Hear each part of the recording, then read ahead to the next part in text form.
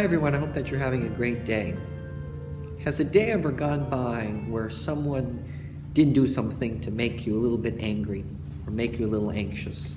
Whether that be you're driving in the car and someone cuts you off, or is driving too fast, driving too slow, or someone says something which really gets under your skin, or whatever the case may be.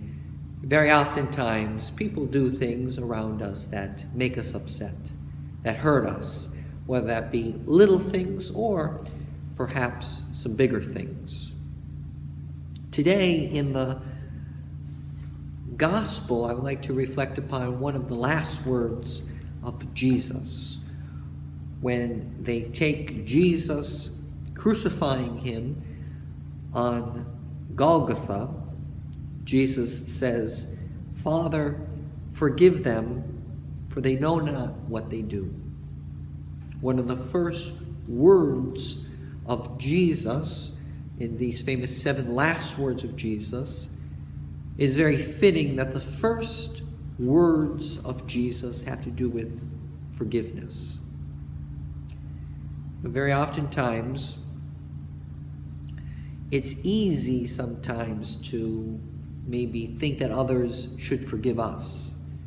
But then when it comes time to forgiving others, whether that be for small things and even more for larger things, it may be rather difficult.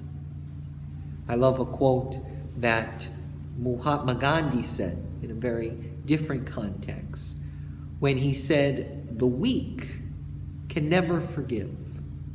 Forgiveness is the attribute of the strong." It's very easy to have things get under our skin, to hold grudges against other people, to say, "I can't believe that you did that. I can't believe what you're doing. I won't forgive you." Or holding something against other people. But it takes a strong person to say, as Jesus says in the Gospel of Luke, chapter 24, verse 34, "Father, forgive them." Who is Jesus talking to? His greatest, if you will, enemies. Those who are crucifying him, those who are going to nail him to a tree. For they know not what they are doing. God's mercy we see, and forgiveness as we see in the gospel, is so expansive that it's not only for those who are perfect. God's mercy is not only for those who follow all the rules, but God's mercy goes even to those who are nailing Jesus to the tree. And Jesus is offering us this same forgiveness in this Lenten journey. What are those things in our lives in which we really need to be forgiven?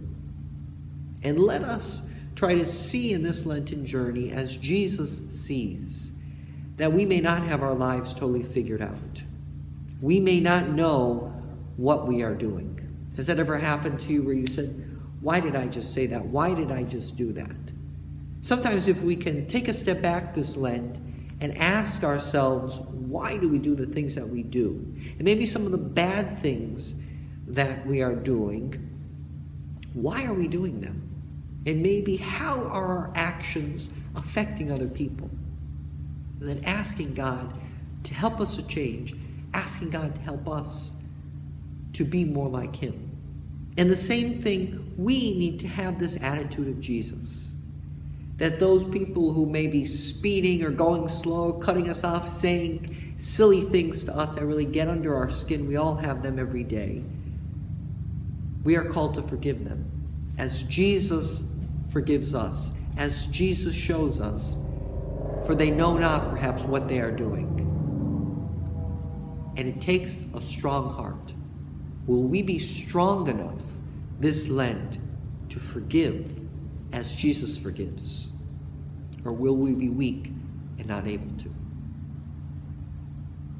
So we can pray together. Dear God, we ask you to please bless us this Lenten journey, to know in what ways do we need to ask God to forgive us and to know that the love of God is strong enough to forgive us.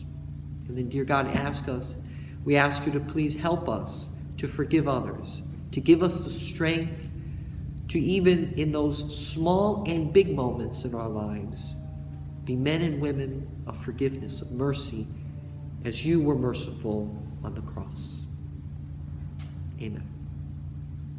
Please remember to like the Companions of St. Anthony, all of our videos on Facebook. Follow us on YouTube. Join us on YouTube. I hope that you all have a wonderful and blessed continuation of Lent.